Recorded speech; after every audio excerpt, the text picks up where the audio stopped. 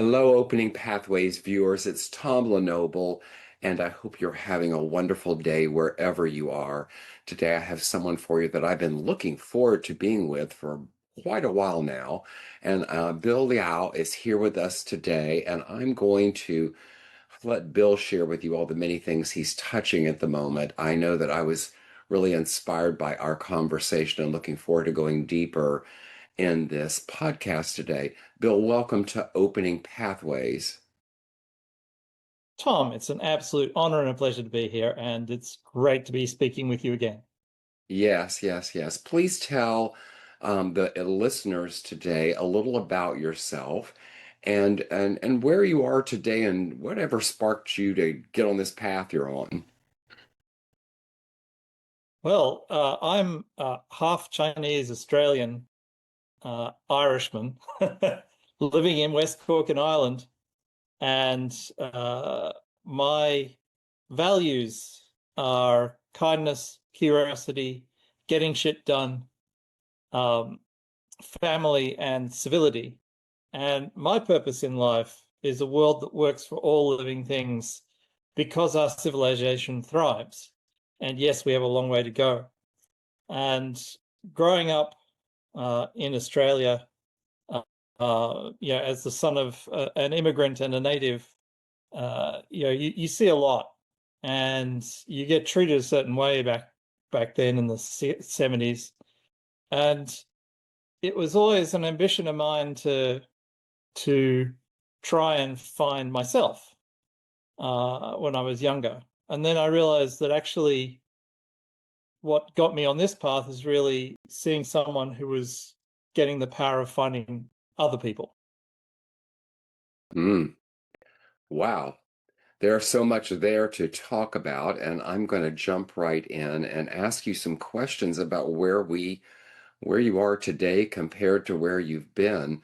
How are you fundamentally changed since you started what you're doing of late? I think the biggest change, the fundamental change, I mean, change is an interesting word because I don't think that you change intentionally. I think change is a side effect of direction and a side effect of transformation. I think actually if you try and change something, you end up making it persist more. So I'm fundamentally different in so many different ways from when I was growing up. The one thing that I value super highly, is kindness. And I don't believe I've become necessarily kinder. It's just that I'm a stand for there to be more kindness in the world. When you look at what opens up when you stand in the place of kindness opening up, you see the world through a different perspective. And so that is a change. The lens through which you interpret the world changes. And I think if there's anything that you actually have control over in life, it's how you be about what occurs.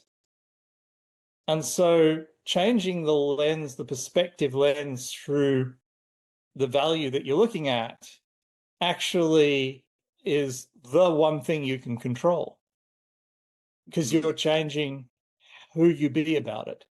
So if someone's unkind to you and you look at through the lens of kindness, you could be much more compassionate about that person being unkind to you because clearly that unkindness is the result of something in their life.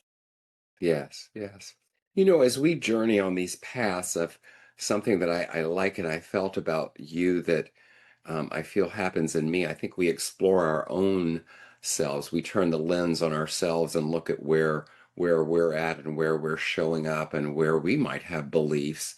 I'm curious, is there a belief you've had that have you've had to let go of or shift in the past year? Not in the past year. I would say coincidental with a longer journey than that, and crystallized in the past year, and that background noise of the current state of humanity, where the highest ideal has been, instead of, some sort of religious adherence or some sort of, cultural adherence, the highest ideal has been self-actualization. And Mhm. when I've looked deeply at self-actualization, it's kind of an empty promise. It might lead to a brief bit of happiness, and it's kind of an addiction that you would just continually try and expand. And I was reading Yuval Harari's books, and I was particularly struck by the idea of intersubjective belief. So, your money, for instance, is an intersubjective belief. It has no value unless multiple people intersubjectively believe it. And I realized it's the same thing for actualization. True human actualization is not self-actualization. It's actually intersubjective actualization. And so that's become very much in the forefront of my thinking in the last year, because if I look back at, the big companies that I've put together, the funds I've put together, the cooperatives I put together, the charities I put together, the charities I've worked with, it's all been we. It's worked when there's a we, and when there's an I, it just doesn't work. And realizing that that is the true pinnacle of humanity is a powerful thing, because it also explains what's wrong with the world in a way. Because, I have no problem with capitalism. I just have a problem with this mutant form of capitalism called billionairism, Yes. which is the ultimate toxic self-actualization lie blown big into a massive addiction. And as you know, with all addictions, there's no happiness at the end of that. There's just tiny moments of happiness at the next level of fulfillment. And then that lasts for 10 seconds, and then you're off to the next thing. And while it can look productive, it's ultimately vampiric. Yes, it would be really interesting to your earlier point if suddenly, poof, money meant nothing. What we would see from these folks that are living as billionaires and seem to be moving away into their own little world away from everyone else. It would be an interesting exercise. I love this conversation, and viewers, as I share with you, there's some wisdom being shared here today. So this may be one of those episodes you'll listen to twice. Bill, tell me this. I talk with a lot of people here, and one thing that's become clear to me is there was someone or someone's in very, very, very early life that had some sort of influence on who we become. Maybe not the exact thing we're doing in the world, but there's definitely a thread of some seed that got planted or up, maybe dug up, who knows. But who is that for you? Oh, there's so many. I mean, I look at my father and my mother both, who valued kindness enormously highly. And I think if there's a through line in my life and a point of regret in my life, it's the through line is kindness, and the regrets are all to do with when I found myself being unkind for whatever reason, and regretting that and having to clean that up, because we're all human, right? We Anyone are. has a bad day. And the sooner you can realize that your bad day doesn't need to spread, the absolute better. um, Beyond that, as a high school dropout, my last high school science teacher, Martin Harris, who I'm very good friends with to this day, has been an absolute wonder, because when I was stuck in the school paradigm, I didn't realize that being an autodidact is a virtue. you know, and Martin, who has all the degrees and all the doctorates and all the rest of it, showed me that through relentless curiosity, you can build a muscle for being able to grasp and understand things, and then create utility, and that relentless curiosity. Curiosity is my second value, and I attribute that in large part to Martin breaking me out of the school paradigm. And when we started Coder Dojo for kids to learn to code, and one of the core parts of the ethos is child-led learning. It's you don't spoon feed anything. You give children the powerful tools, and you see what breaks. Yes, yes. I love this. When we talk about these things, I think of often of my parents and my humble beginnings, but what they imparted on me. And my father was integrity, and my mother was compassion. And but I too have a very high value for curiosity. I was a Yep. very curious child. I've been a very curious person throughout my life, and I will admit it's gotten me in trouble a few times, but I wouldn't trade it for a thing. And it has inspired me to know that I will always be a lifelong learner. There's never ever an end to learning. In fact, I suspect as I take my last breath, I will say, just a moment, I have a question. Um, so Actually, I suspect the second after you take your last breath, you'll be very, very interested to find out what's next.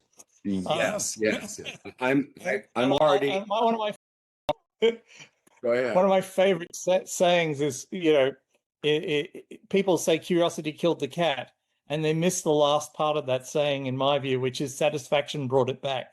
Yes, yeah, yes, yes, yes, and I haven't waited till my last breath to wonder what's next at all. I'm very aware and put value on understanding that it is the great mystery. While we have lots of Yeah. beliefs in our world about what that means, and I work very hard to get people focused on this life in this body and what they're doing with it. So. I'm curious, where has life asked you to slow down recently, and what did you hear? Yeah, his life asked me to slow down. Uh, Maybe I'm deaf. uh, yeah, no, yeah, the slowing down bit, not so much. I think two things. Actually, I want to call back one quick thing. You said, imagine a Yes, world where money is meaningless. Um, I think to anyone who has $1 billion, money is actually meaningless already. good point. Yeah. In fact, I'm sure that it's totally meaningless. Otherwise, they would.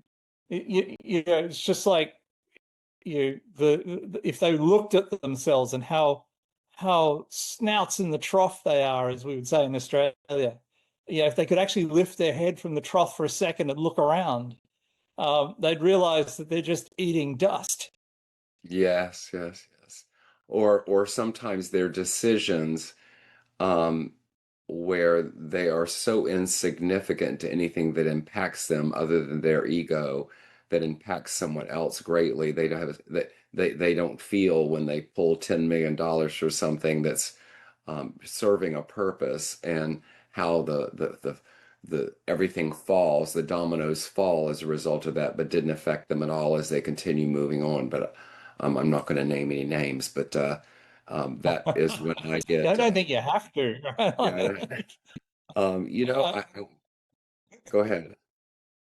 I think the problem with being an empath is that while it is being fully human, you can easily be affected by someone who is a psychopath and doesn't have empathy. And our structures where we have self-actualization as the ideal, psychopathy looks like a virtue. And it just ain't, Mhm. however effective it can be. Yes, yes. So tell me this. Did you ever have a belief or assumption that you once held really close? It was really important to you, and then you realized it was all wrong. Yeah, I grew up in an age where there was a massive media campaign against psychedelics, and they were supposedly the most dangerous thing in the world. And one taste of a psychedelic would destroy your turn you into destroy your psyche and send you to the loony bin. And I coming from a fairly conservative sort of middle class Australian background, albeit a half Chinese one, the Chinese side also sort of decried psychedelics. And having now had profound psychedelic experiences, particularly with 5-MeO, which I think is a great way to explore what death might be like, the benefits are far outweigh the hazards. And then if you look at the actual research, these are some of the safest compounds that humans have ever ingested. like LSD, for instance, there is no overdose of LSD. I mean, if you had it mixed with water, the water would kill you before the LSD did. Totally the opposite of the indoctrination I got as a child. Yeah. Yes, I remember growing up all of the words about any kind of drug and what it would do to you and how it would ruin your life. And it's interesting how we learn as we go along and expand. And there are some people watching this that still believe that. Oh, absolutely. And for a lot of drugs, it's true. Cocaine, heroin, like there's a lot of drugs out there that are highly addictive that lead to that self-focus even more powerfully, and to paranoia and to lots of corrosive side effects. It's just that all bar a couple of the psychedelics just don't have any of those things. Like they're not addictive, they're not toxic. There's a couple that are, and those are so hard to get that I think most people would never encounter them. Yes, yes. So tell me this, um, how has your relationship with risk changed as you've moved through this journey you're on? Well, as an investor, you're a risk manager as opposed to a risk taker. Um, I've always been fortunate enough to have a bias for action. And so, and I think that's a kind of prerequisite for entrepreneurship, is to have a bias for action. It's not necessarily a value. It's just that if you're in a situation where there's two opportunities in front of you, the feeling is that you're better off picking one, even if it's the wrong one, than standing there looking at them. And so if you've got a bias for action, I think your risk tolerance is higher. Because you're going to spend less time evaluating the choices and more time trying them out. And my experience has been that trying out the choices generally works pretty well if you're in a problem space that is not already well known, which is pretty much every entrepreneurship thing that you could do, either for profit or not for profit. You're exploring an unknown or a poorly understood problem space. And so, coming back to the childhood learning thing, trying stuff and breaking things is actually quite a good way of exploring the problem space and looking for utility. Hmm. And I think that if you then zoom back out to the investment space and look at being a risk manager, you've got to develop a tolerance for people exploring their problem spaces and making mistakes to be an effective investor.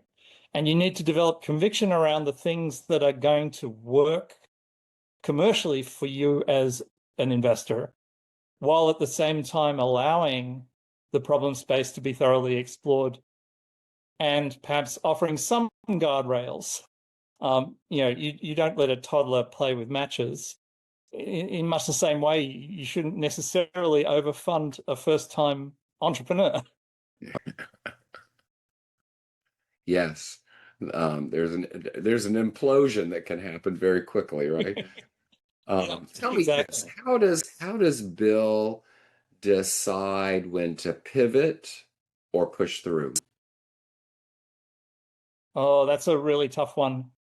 Um, because when you have the bias for action, you'll tend to keep pushing no matter what. And I think one of the things that I've looked for in life is what is an upgrade to what I'm doing right now? Because inherently we hate rework. So if we've put a lot of effort into something that's not working, we hate the idea of just dropping all that and saying, no, that's just terrible. And I shouldn't have done it and throwing away that effort. And we undervalue what we learned, right? So if from all of that effort you can learn that something, another way of doing it, even if it's someone else's way of doing it, or especially if it's someone else's way of doing it, is an upgrade on what you're doing, learn to love the upgrade. Mhm. I like this. I like this. Yes. Oh, you know, I have had a few times in my life of making a mistake, occasionally big ones, but they turned out to teach me more than any of the success I had. There was something about that mistake that I learned far more from. Have you ever had anything like that? Every minute of every day. I mean, success teaches you nothing. Like, the one thing I would say that school systems get right is that when you answer a math query, they ask you to put your reasoning down. And in putting down your reasoning, you often discover your mistakes. And it's only in discovering your mistake that you go, oh, no, right, well, I'm not doing that again. Yes, Yeah. yeah. I mean, We can that's the apply that nature in of many learning. places in life, right? We can apply that in many Yeah. places. Everywhere. I mean, everywhere, every second, like the movie says, everything, everywhere, all at once. It's all learning from mistakes. I can't think of a success where I say, oh, I've learned how to do that successfully, because the the five things before the successful outcome were all mistakes. Yes, yes, yes. You know, I love it. I talked with somebody here on this podcast one time, and they were sharing with me they worked for years at trying to get the secret answer for something they were working on, and they were about ready to fold and literally were a week away from making the decision to just shut it down after years of work on it, and suddenly Yep. found this little piece and exploded doing very well today. And I think that intersection that happens sometimes to us where we're on the verge and we want to recoil and we want to run backwards and we want to walk away from it is such an interesting part of life rather than continuing on even though it feels known. How to know when maybe that is the right answer and when it's not. Yeah, it is hard. I would say that when you look at it from a macro level, look, one thing I like is the idea of a zoom lens. I'm a photographer. And I like zooming in on something and zooming out again, right?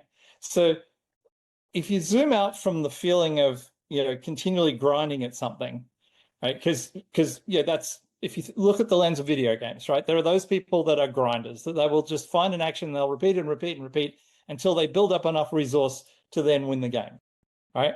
And entrepreneurship is a lot like that. There's a lot of grind. And so if the grind isn't killing you,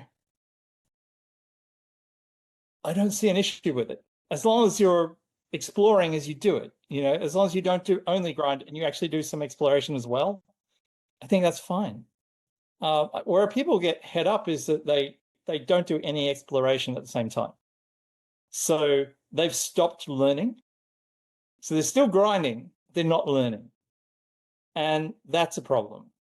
If you're not learning, then I'd say that's a Absolutely. great time to look around and go, man, what the heck am I doing here? I couldn't agree with you more. In fact, I had to get new lens in my eyes recently, and when it was all Yep. over, the doctor who I've known for years asked me how it was going, and I looked at him and said, "Well, I thought I was getting the Zoom feature. And he looked at me and said, I think you have plenty of Zoom. You don't need to worry. So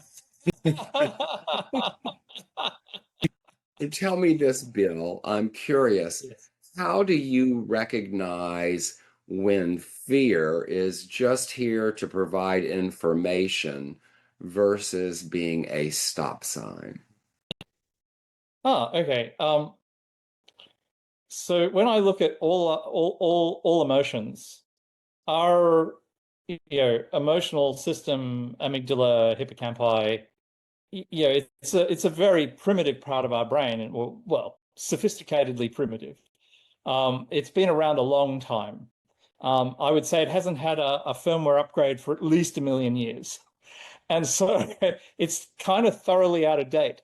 So because that system operates at 17 thousandths of a second, you're always going to have an emotion about something before you have a rational thought. Like, that's just a fact. And all of our emotions are positive. Fear's positive, anger's positive. Anger, we have anger to prevent a fight, right? You display anger in order to not have an expensive combat. People think it looks the other way around. It's not. Like, the majority of anger response is actually people back off. No fight happens. Evolutionarily cheap. Fear is designed to warn you against an imminent physical threat. So if I feel fear and there isn't a literal tiger in the room, it's probably worth accepting it, letting it go, and moving on. Yes, yeah. For me, what I've learned is also that fear, except for the tiger, can present itself as simply an opportunity for growth. Well, it could do more than that. I mean, if fear wasn't fun, roller coasters would not exist.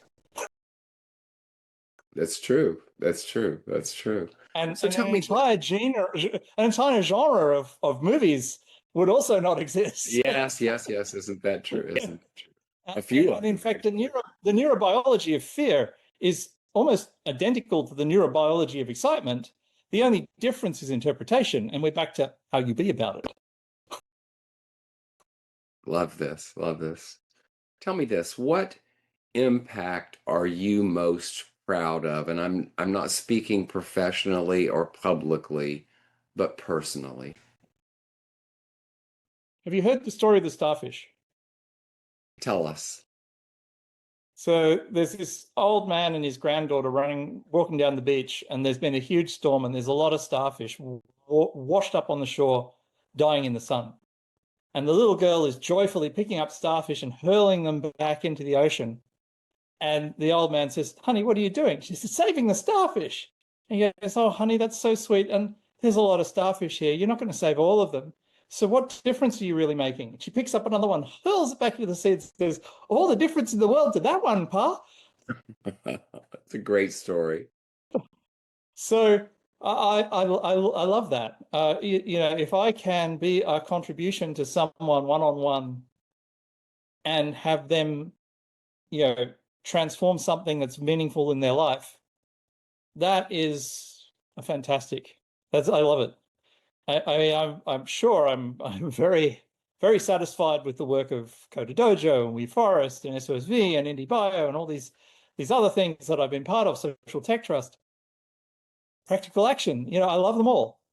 And I still get an enormous pleasure when I can see a circumstance for a person or a couple of people together and go, you know what? If you just look at it from over here, it looks different. Yes, maybe look at it from that starfish's angle. Um, Yeah, exactly. exactly right. So tell me this, Bill. I'm interested to know what boundary do you have in place that has become essential to your like sustainability, your growth, your sanity? What boundary do you have in place? Go to bed on time. Tell us. Sleep. If you're not sleeping, you're not winning. Yeah. Yeah. And I think a lot of our systems are set up with this crazy, almost Dickensian idea of, you must slave away and not sleep in order to reach your peak performance. And while I do agree that time is our most precious asset, sleep is the thing that makes time valuable. Yes. Yeah. And I think this myth that we can catch up on sleep. I get up every morning at 3:30 or 4, and I go to bed around 9. And the past week was a bit of a grueling week of commitments I had, and there were a few nights I didn't get into bed till 11 or 12, but I still got up by 4. And last night I had done some work yesterday and had set aside the whole evening to catch up on a few things, and my body wouldn't allow it. My mind wouldn't allow it. It just simply Yeah. shut down. And I rarely nap. And it wasn't a nap. It literally was a shutdown. I sat down and Yeah. it was either shut down or you're going to fall down. It's up to you. And I don't like that reminder of when I push too hard. And I don't often do it because I really value and I take really exceptional care of myself. And but that little reminder um was really important Yeah. for me to experience. If you get to the reminder, you've gone too far already. Exactly. You Exactly. know? That was Like that was the kind of that was the like Wile E. reminder, Bill. Coyote. Wile E. Coyote, blink, blink. Yeah, that was the reminder. That was the reminder. The only Take better bonus. care of yourself, Tom. I like you too much. I actually take incredible of myself. The only bonus out of it all is I slept really well last night and had some remarkably wonderful dreams. So it was wonderful. So I want to know something. Have you ever said no to growth because it wasn't aligned? Oh yeah, oh yeah, lots of times. I mean, I, I don't just pay lip service to my values. I know that if I grow in a direction which compromises my values, there's just going to be agony in that down that path. And while I'm very flexible and creative with the application of what I do, if you've got the force of gravity continually pulling you down, you know, at double the usual rate, there's not much you can do to take off. And so, particularly, I love it when people, if people go to my Medium account, they'll see a little values workshop on there they can do by themselves or in a small group or as a whole company. And it's free. When you just identify some core values, like you just give them a label, like it doesn't have to be perfectly precise and it's good enough. And when you work with people who've identified their values and you know that your values resonate with theirs, the productivity is so much greater because, like, for a start, all the heuristics are in place. You know where north is, kind of, at least for all of you, and so it's just so much easier to herd in that direction. I just cannot stomach trying to grow in a direction that compromises any of my core values, Yes. and doesn't resonate. And to the point where I recommend to everyone, if you're hiring a team, identify your values, identify their values, and hire on values over skills. Mhm. Because one thing I've learned is skills can be rapidly acquired, and Yes. and whereas values, finding people with matching values is harder. Or recognizing the fact if they're not matched at some level, they're going to slow you down dramatically and potentially more likely others as well in the process.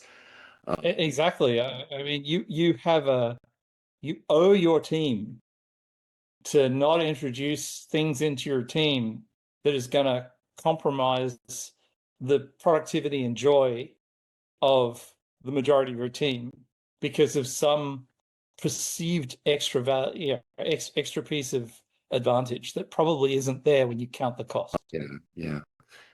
So, Bill, I feel like I need to hold on when I ask you this next question, so I might. What's the boldest vision of what comes next? boldest vision of what comes next is a world that has reoriented around intersubjective fulfillment and actualization as the sine qua non of human existence. Because in that world, war makes no sense. In that world, poverty makes no sense. In that world, billionairism makes no sense. In that world, it is completely nonsensical to compromise the one planet you have to live on. Yeah, like if you consider intersubjective actualization applying not just to humans, but to all living things, that we're seconds away from it. You know, we're like, Yes. the wonderful thing about our society is that this could spread very quickly. You could have people turn around and go, actually, the reason for my misery is not what the news feeds are telling me. The reason for my misery is that I'm not working together with other people for us all to be actualized. Yeah. Yeah, and in that moment, you can look around and go, you know what? I want to be just as actualized as the immigrant family that's moved in next door. And you know what? It would be great if we actualize together, because Yeah. that's going to be good for all of us. Yes, yes. Well, it's a whole nother podcast what we're talking about, and maybe you and I will do it someday. I was having this similar discussion with someone, and um, as I was talking, they said, "Tom, it's a little too big. Can you bring it down to size for me?" And I said, "Yes." Here's my concern. When at my home here, where I live on a mountain in the San Francisco area, I, on my back deck, have water for the wild birds. And a few years ago, I would see 18 to 20 sparrows playing and dancing in the water, and I now see 5. When I'm at my home on Maui on a mountain where the birds are, I hear them constantly singing. There's so many of them that they demand my attention. That sums up my concern. Yep. Apply it wherever you like, but that's what's happening on whatever area, whatever being, whatever thought you might want to have about what's happening is we need to come together to focus on understanding more about our existence and those that follow us. But that's another podcast. Um, I'll give you a very quick example, though, of something of yes. intersubjective fulfillment and intersubjective actualization. And I like intersubjective actualization because it's the opposite of AI. It's IA. In some of our We Forest villages, in all of our We Forest villages, we encourage that honey be part of the food forest. And in some of those villages, there are local elephants. And we noticed that some of the villages started hanging the honey hives with these big rope boundaries around the plots of things they didn't want the elephants to eat. And if the elephant came into the area to eat those tasty things, it would disturb the bees. And if there's one thing that will repel elephants more than anything else, it's unhappy bees, because elephants have no defense against that, and bees seek out all those soft places. So there is a wonderful way of keeping the wildlife corridor for the elephant to the elephants, keeping the fresh produce, keeping the bees happy, and it all works.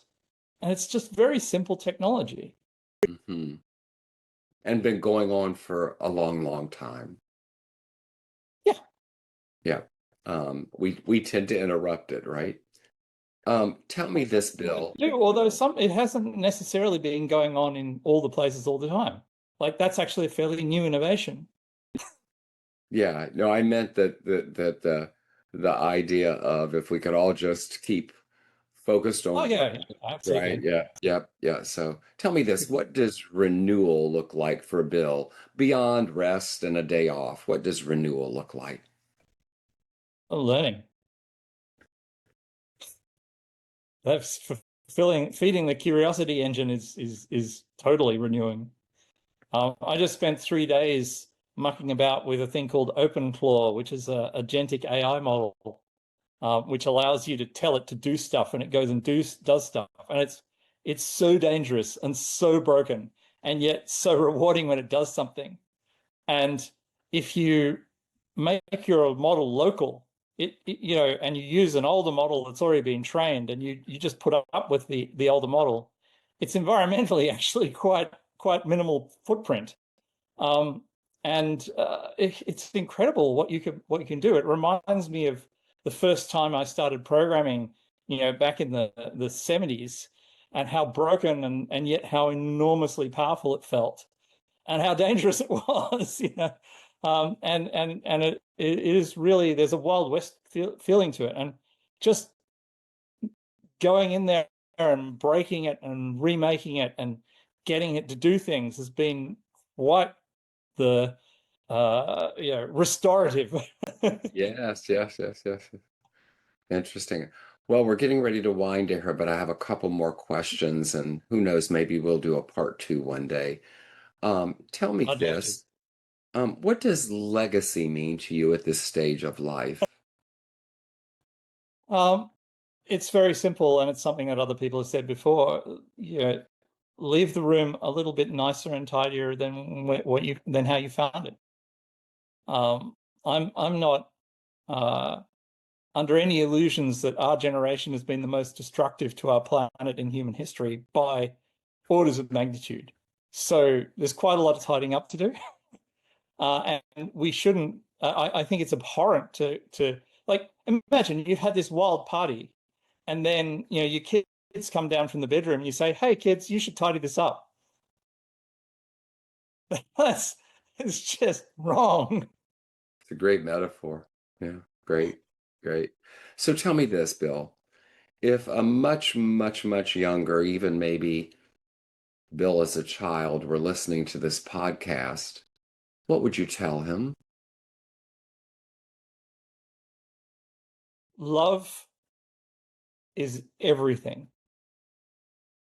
And then when you apply love to figuring stuff out, and you apply love to figuring stuff out with other people together, and you make some progress that way, you're going to be really finding a lot of smiles in your life. Yes. Yeah. Bill, I have so many more questions I would love to ask you, from trust to hope. I've got a list, but our time is coming to a close today. What I'd love for you to do is to share with us where we can find you. And viewers, Bill is not on a boat, so I'm going to ask him to share why he's moving and why that's important to him. Um, and I'd love to have that as you tell us where we can find you, please, Bill. So you can find me on literally every platform, LinkedIn, WhatsApp, all the socials, TikTok, you name it. I'd love it if you go look at my Medium account. Just look up LIAO. That's you're gonna Bill Liao. You're gonna find that. And one of the things I do a lot is biotech investment, and I've done a lot of biotech learning. And exercise is medicine. And so why not have a treadmill while you're talking? I love to walk and talk anyway. So it's good for me. And I think better as I walk. So hopefully it's good for you too. Yeah. One of my favorite activities, especially in nature, I call it, years ago when we had to defrag our computers, now they do it automatically. For me, it's the defrag of Tom LeNoble Yeah, when I walk in nature. So, Bill, it's been a delight having you here today. Thank you for being on Opening my pleasure. Pathways. And Thanks, to my Tom. I view, really appreciate it. yes, we'll have to talk again. Maybe there's a part two in our future. And to my viewers, this is Tom LeNoble, and I'll see you next time.